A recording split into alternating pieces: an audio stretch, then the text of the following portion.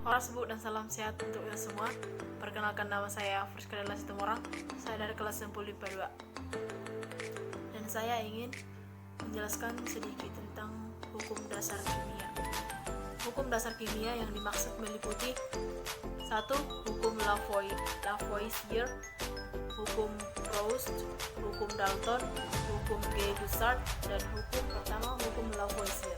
Hukum Lavoisier dicetuskan oleh ilmuwan asal Prancis, yaitu Antoine Lavoisier. Dalam penelitiannya, Lavoisier membakar merkuri cair berwarna putih dengan oksigen sampai dihasilkan merkuri oksida berwarna merah. Tidak sampai situ saja, Lavoisier memanaskan merkuri oksida sampai berbentuk merkuri cair berwarna putih dan oksigen. Dari penelitian tersebut, diperoleh bahwa hasil massa oksigen yang dibutuhkan pada proses pembakaran sama dengan massa oksigen yang terbentuk setelah merkuri oksida dipanaskan. Oleh karena itu, hukum Lavoisier dikenal sebagai hukum kekekalan massa.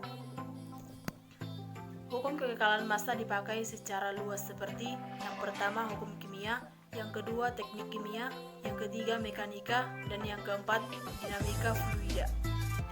Dan berdasarkan relativitas spesial, kekekalan massa merupakan pernyataan dari kekekalan energi. Massa partikel yang tetap pada satuan sistem ekuivalen dengan energi momentum pusatnya. Pada beberapa peristiwa radiasi, dikatakan bahwasannya terlihat adanya perubahan massa menjadi energi. Hal ini terjadi suatu saat benda berubah menjadi energi kinetik atau energi potensial dan juga sebaliknya. Yang kedua, hukum Proust atau hukum perbandingan tetap. Seorang ilmuwan asal Prancis, Joseph Louis Proust, meneliti perbandingan massa unsur yang terkandung di dalam unsur senyawa pada tahun 1799. Penelitian itu membuktikan bahwa setiap senyawa tersusun atas unsur-unsur dengan komposisi tertentu dan tetap. Oleh karena itu, hukum Proust dikenal dengan hukum perbandingan tetap.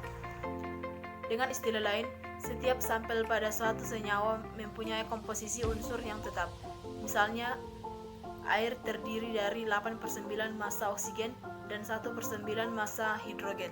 Bersama dengan hukum perbandingan berganda atau hukum Dalton, hukum perbandingan tetap yaitu hukum dasar stoikiometris. Yang ketiga, hukum Dalton atau hukum perbandingan berganda. Seorang ilmuwan asal Inggris, John Dalton, melakukan penelitian dengan membandingkan massa unsur-unsur pada beberapa senyawa, contohnya oksida karbon dan oksida nitrogen. Senyawa yang digunakan Dalton adalah karbon monoksida atau CO dan karbon dioksida atau CO2. Jika massa karbon di dalam CO dan CO2 sama, massa oksigen di dalamnya akan memenuhi perbandingan tertentu. Perbandingan massa oksigen pada senyawa CO dan CO2 yang diperoleh Dalton adalah 4/8 sama dengan 1/2. Dengan demikian, hukum Dalton dikenal dengan hukum perbandingan berganda. Yang keempat yaitu hukum Gay-Lussac atau disebut dengan hukum perbandingan volume. Hukum Gay-Lussac dicetuskan oleh ilmuwan asal Prancis, yaitu Joseph Gay-Lussac. Lussac meneliti tentang volume gas dalam suatu reaksi kimia. Berdasarkan penelitiannya, Lussac mengambil kesimpulan bahwa perubahan volume gas dipengaruhi oleh suhu dan tekanan. Dan pada suhu dan tekanan tertentu, 1 liter gas nitrogen bisa bereaksi dengan 3 liter gas hidrogen menghasilkan 2 liter gas amonia. Yang kelima yaitu hukum hipotesis Avogadro. Hipotesis Avogadro dicetuskan oleh seorang ilmuwan asal Italia, Amadeo Avogadro, pada tahun 1811. Avogadro menyatakan bahwa partikel unsur tidak selalu berupa atom yang berdiri sendiri, melainkan bisa berbentuk molekul unsur, contohnya H2, O2, N2, dan P4. Berdasarkan pemikiran tersebut, Avogadro berhasil menjelaskan hukum Gay-Lussac dan membuat hipotesis. Dengan adanya hipotesis tersebut, diperoleh bahwa perbandingan volume gas sama dengan perbandingan koefisien. Secara matematis dirumuskan sebagai berikut.